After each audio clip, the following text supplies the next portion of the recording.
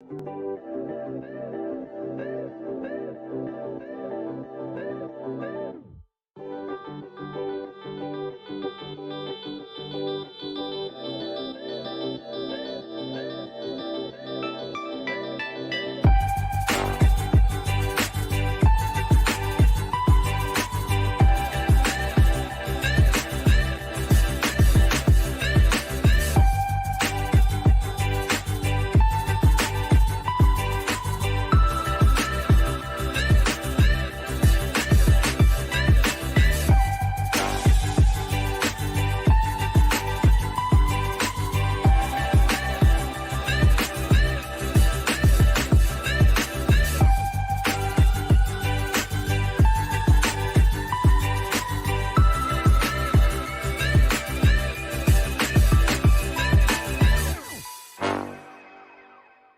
name is Rebecca Johnson, and I love Batman v Superman: Dawn of Justice.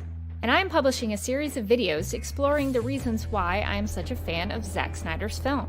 In this series, you'll find my thoughts on topics that matter to me, like Larry Fong's cinematography, character analysis on Lex Luthor and Lois Lane, the Christian imagery, what I find hopeful about the movie, and yes, I'll address the critical reception. So if you're interested in any of those topics, I hope you will get something out of this series and find out why Batman v Superman: Dawn of Justice has had such a profound, heartfelt, and inspiring impact on my life.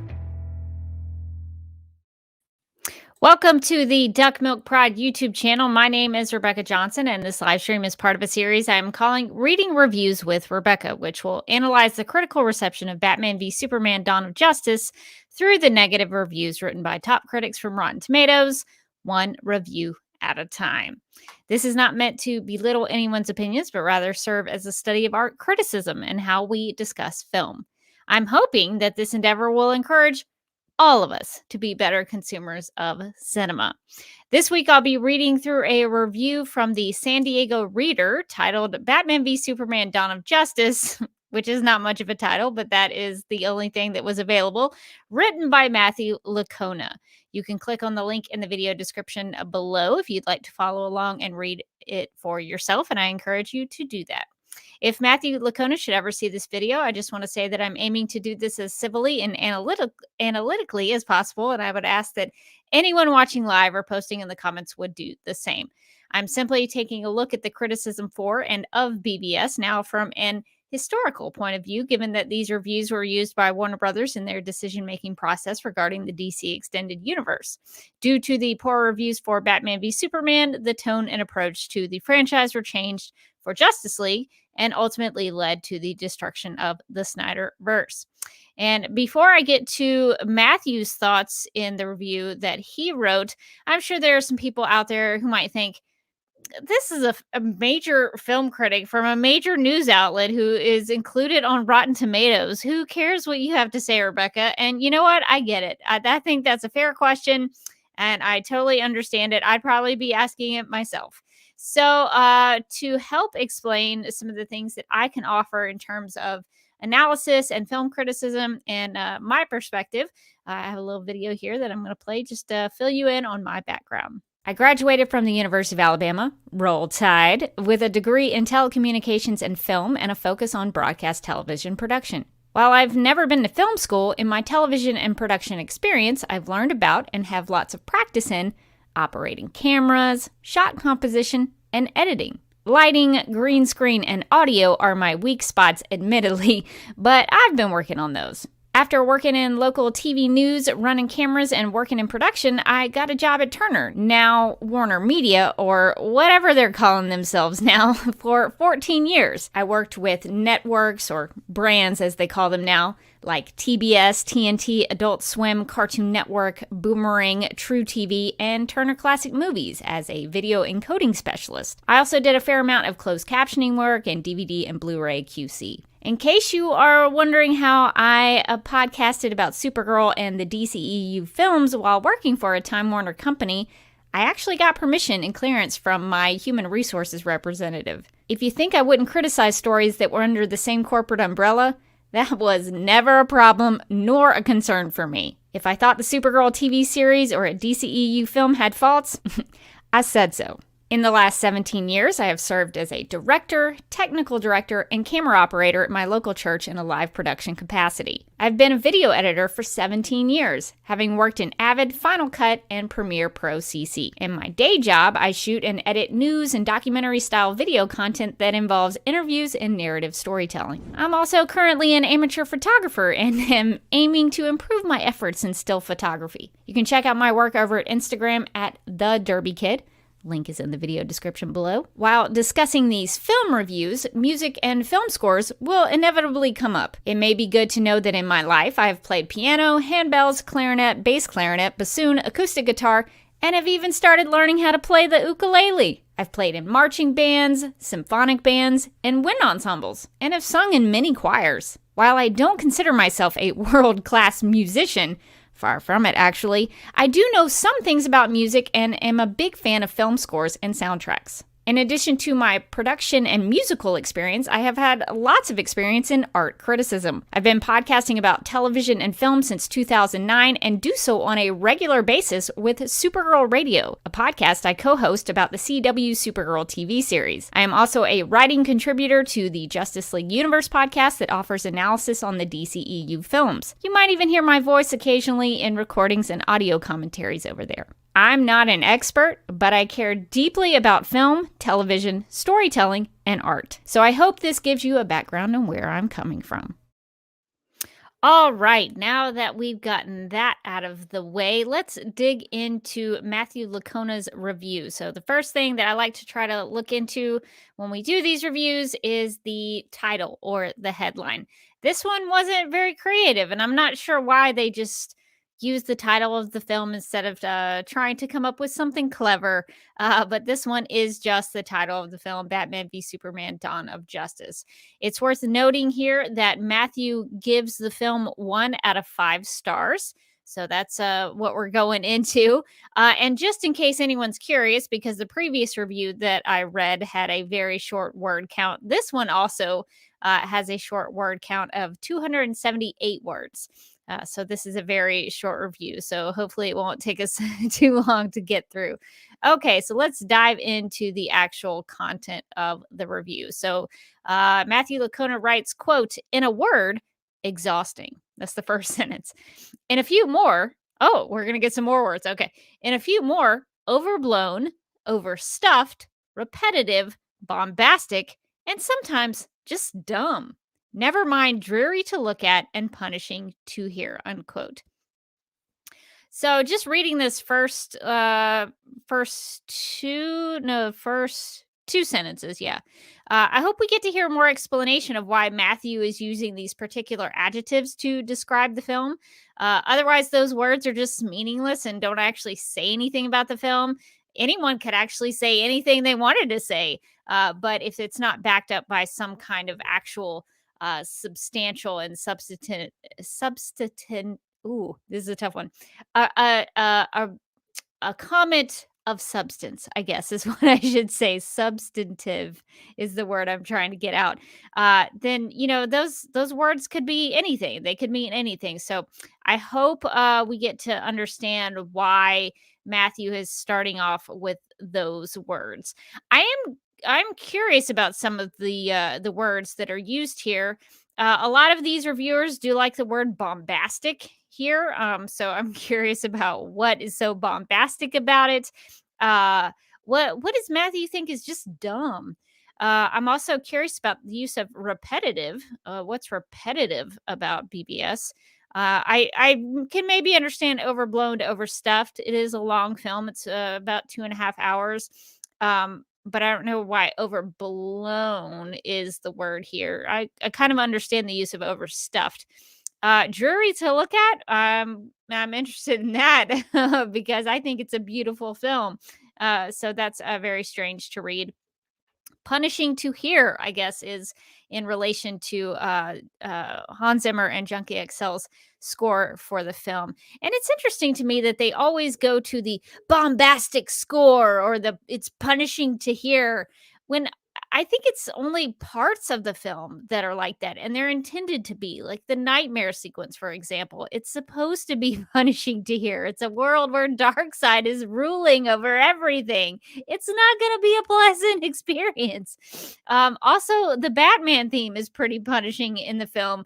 And intentionally so, because the Batman that we get for most of the film is vengeful and angry, so it should be punishing his theme. I know it's not a friendly Batman theme, musical theme, because it's playing part of the character journey that Bruce and Batman are going through, or is going through. I guess it's the same character, it's the same person, but they're two separate identities. So sometimes that's hard to find the grammar for that.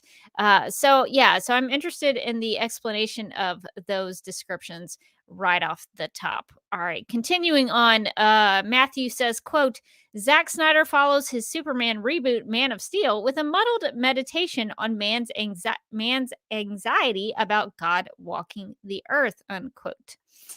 You know what? I got to give Matthew credit here. He actually mentioned the God versus man theme that runs through Batman v Superman Dawn of Justice. I can't say that a lot about these top critics who either don't recognize it or don't mention it at all. So kudos to Matthew for actually picking up on a theme in the film and mentioning it in the review.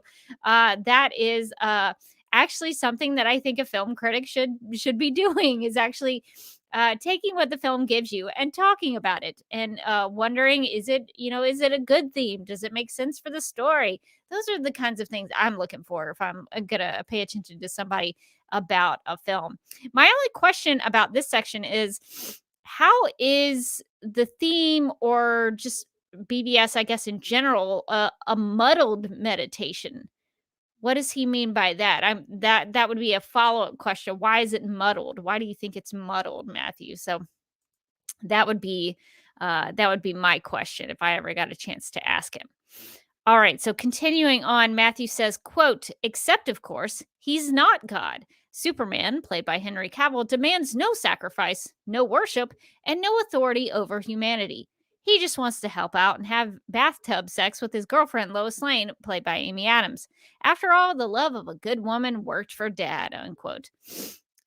Uh, you know, He's right. Matthew's right. Superman knows he isn't God. That's that's kind of the point of his journey in the film. He's just a guy trying to do the right thing. But what could also be mentioned is that other people see him very differently. Lex Luthor sees Superman as a god placeholder so he can take his anger out on him. Bruce Wayne knows that some in the population of the world holds Superman up to a godlike status. Alfred even mentions gods hurling thunderbolts in his great Jeremy Irons voice and accent. But Bruce believes that he can actually kill him. Bruce, I don't think, sees Superman as a god because he believes that he can be taken down. He's not an all-powerful god to Bruce in his eyes because he believes he can kill him. Bruce sees Superman as God in as much as he sees Superman as something other than mankind. He recognizes that Superman is set apart from mankind. He's not part of humanity, but that's about as far as the Superman God stuff goes with Bruce Wayne. He just sees him as a threat that needs to be put down. So I wish that some of these details that I just mentioned would make it into these reviews, kind of in an act of good faith, because the storytelling and the character arcs are actually quite thought provoking, and they actually do a good job and tied together throughout the film. And when some of this is glossed over in these reviews, and people just kind of make light of it, it's not really giving the film credit for what it's doing, and the screenwriting for what it's doing. And I can actually tell from just this little section alone that this is not actually a serious review. That it's not trying to be a serious review, and I'm not supposed to take it as a serious review, I guess. And I don't even think that Matthew here is trying to pass himself off as a serious reviewer, because he's actually making fun of the Clark Lois romance and the parallels to Jonathan and Martha. I can take a joke like like with the best of them, I guess I should say. I like jokes, I like comedy, but the way Matthew writes about these two relationships is glossing over the way Clark overcomes his doubts in the film. He gets the strength to save the world, and embraces being Superman even if his actions come with reactions because of his love for Lois. Lois is his world. Those are the things that he talks about with his father Jonathan, on top of the mountain in the cold, his fortress of solitude, his garden of Gethsemane, if you will. The reason that Clark and Superman at the end really is able to do these things and get over his doubts is because of that love he has for Lois. And I think, in my opinion, a real serious film critic and a film reviewer and somebody who wants to actually, in good faith, review a film and actually look at what it's doing is going to consider those kinds of dynamics. And so I think uh, it's sad to me that it doesn't seem like Matthew Lickona here is actually trying to be a serious reviewer. Um, it's a really big deal. The love he has for Lois is a really big deal for a Superman story, and specifically this Superman story. So the tone in this review, in my opinion, is really cynical and off-putting, and it makes me not want to pay attention to the rest of what he has to say, even though I'm going to go through the whole thing. But the way he talks about that is pretty off-putting, because I know at this point, like, why take this seriously? Because he's not taking it seriously.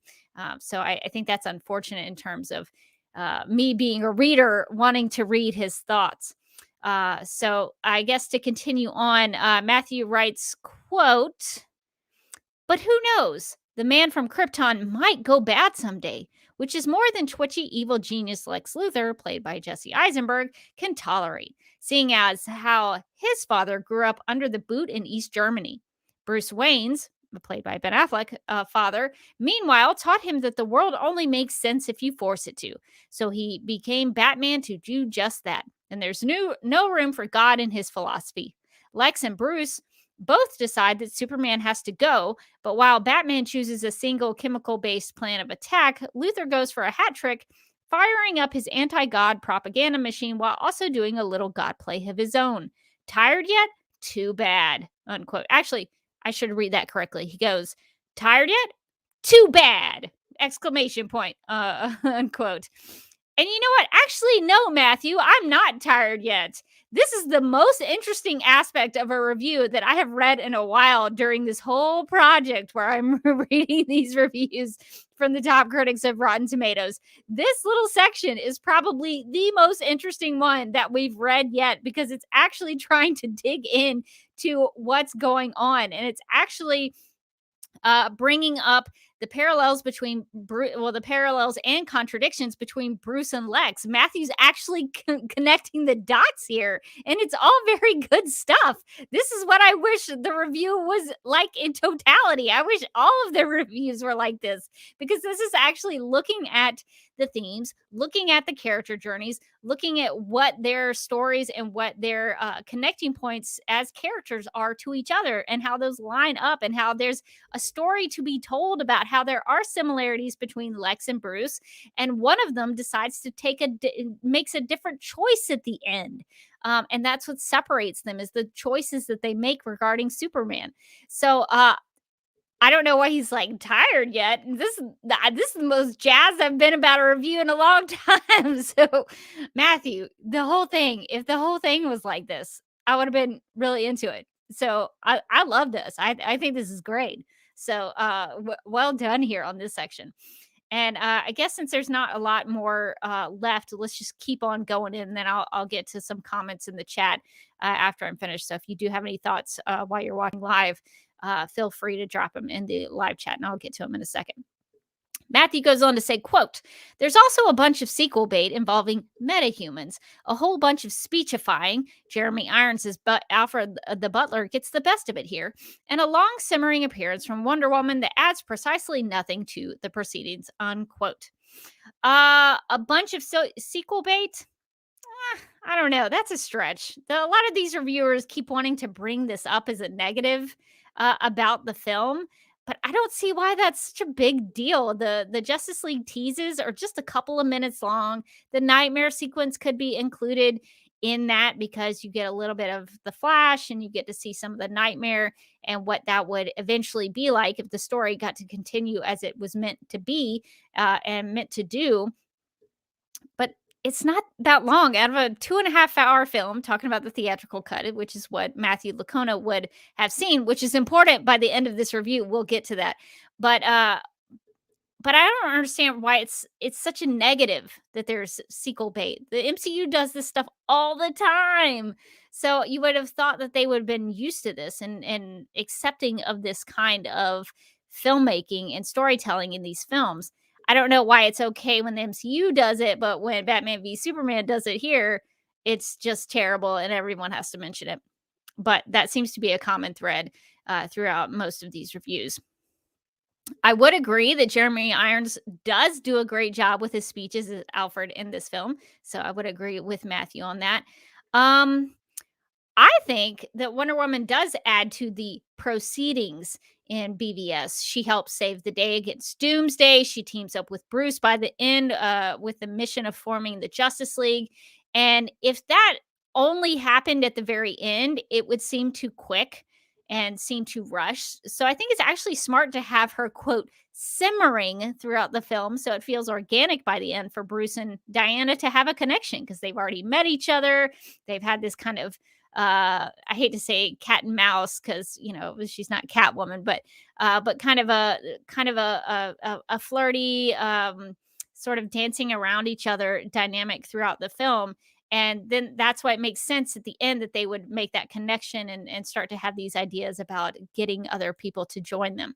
Um, so I don't think that's a problem at all. And Matthew uses the word proceedings here, which I normally when I normally hear the word proceedings, I hear it in legal situations and a legal context.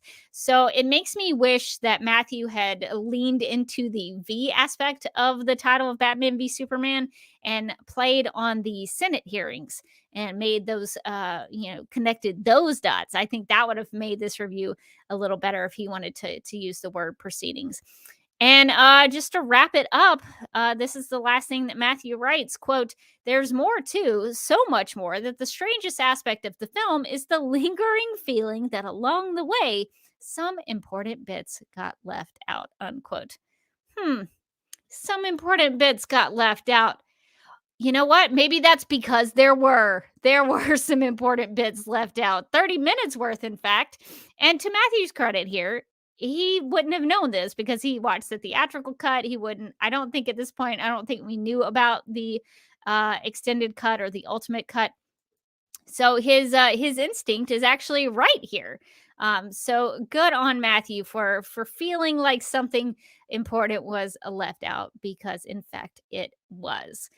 All right, so that is the end of the review itself, and it took us about 23 minutes to do that. Not a lot of time. Very short review. Let's see. I'm gonna hop into the live chat and see what's going on. David says we're talking about the word count. About let's see, what was the actual word count here for this review? 278 words. David says, incidentally, 169 words is also the amount spoken by Edward Scissorhands. I wonder if Edward Scissorhands could actually do a film review. I would be interested in that. Well, what's his perspective on the film? Let's see. Yeah, Dennis makes the point that being repetitive and boring are MCU trademarks.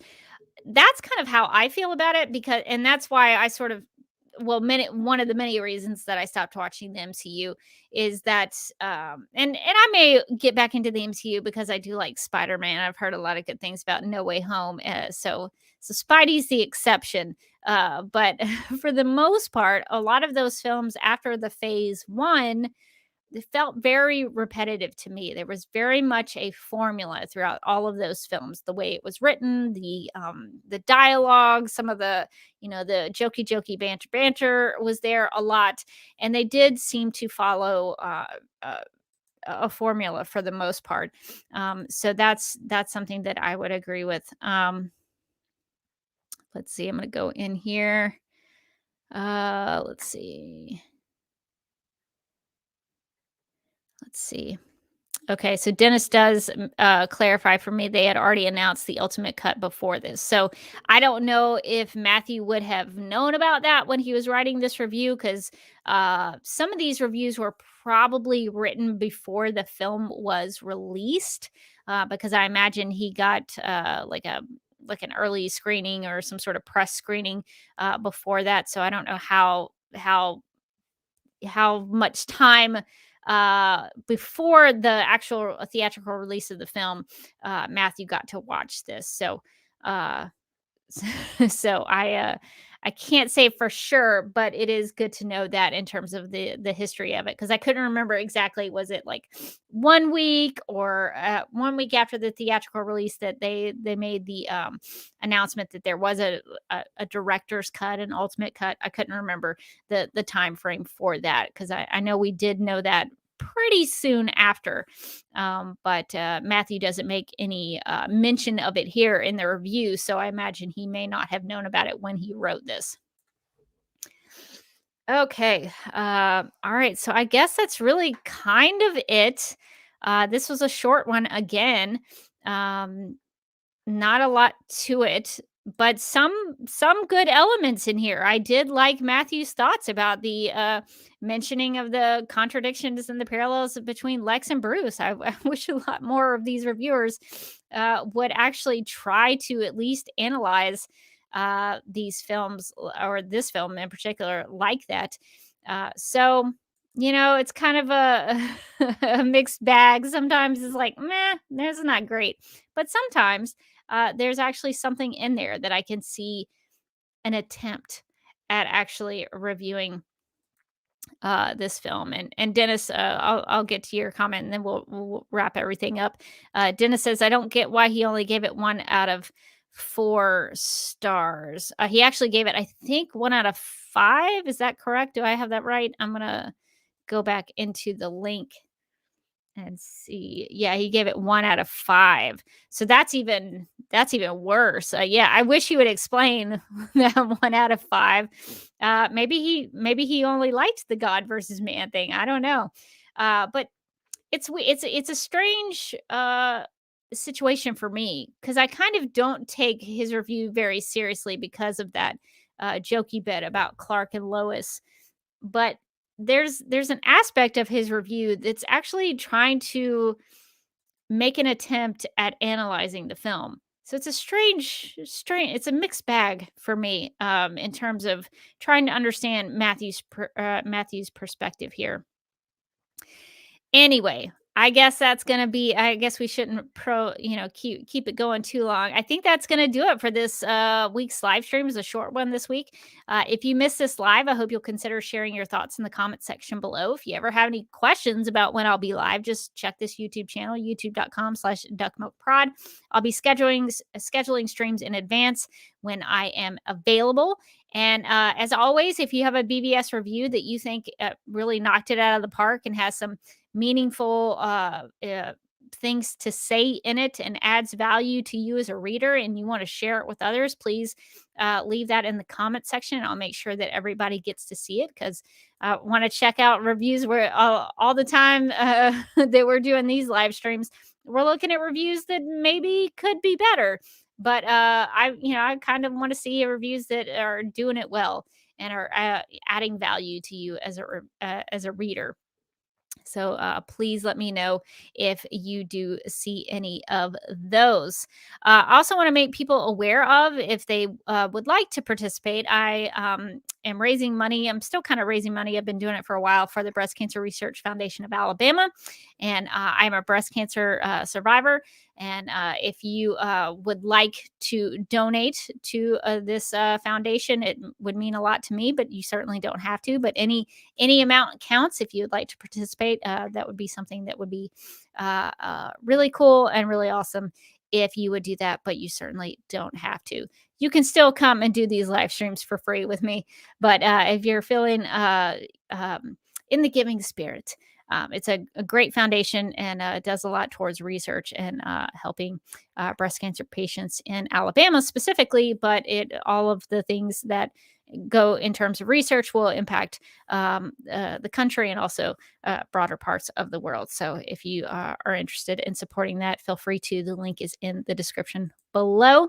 And let's see, I guess that's it. So I guess I'm going to hand it over to voiceover Rebecca, and she is going to take us out of the live stream. If you would like to see more of these live streams, make sure to subscribe to this YouTube channel at youtube.com/duckmilkprod. If you'd like to keep in touch with me personally, you can follow me on Instagram at TheDerbyKid and on Vero at DerbyKid. You can hear my thoughts on the CW Supergirl TV series and all things Kara Zor-El over at Supergirl Radio by visiting supergirlradio.com, subscribing wherever you listen to podcasts, or subscribing to the DC TV Podcast YouTube channel, which you can find at youtube.com/DCTV Podcasts. Also, please check out the Justice League Universe podcast for in-depth analysis on the DCEU films, including Batman v Superman: Dawn of Justice. And before I go, I hope that this live stream video series will inspire you to think more critically and thoughtfully about film and storytelling. I'd like to leave you with this quote from C.S. Lewis's book titled An Experiment in Criticism. The truth is not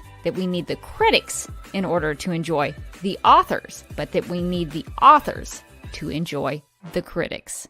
My name is Rebecca Johnson, and I love Batman v Superman: Dawn of Justice. And I am publishing a series of videos exploring the reasons why I am such a fan of Zack Snyder's film. In this series, you'll find my thoughts on topics that matter to me, like Larry Fong's cinematography, character analysis on Lex Luthor and Lois Lane, the Christian imagery, what I find hopeful about the movie, and yes, I'll address the critical reception. So if you're interested in any of those topics, I hope you will get something out of this series and find out why Batman v Superman: Dawn of Justice has had such a profound, heartfelt, and inspiring impact on my life.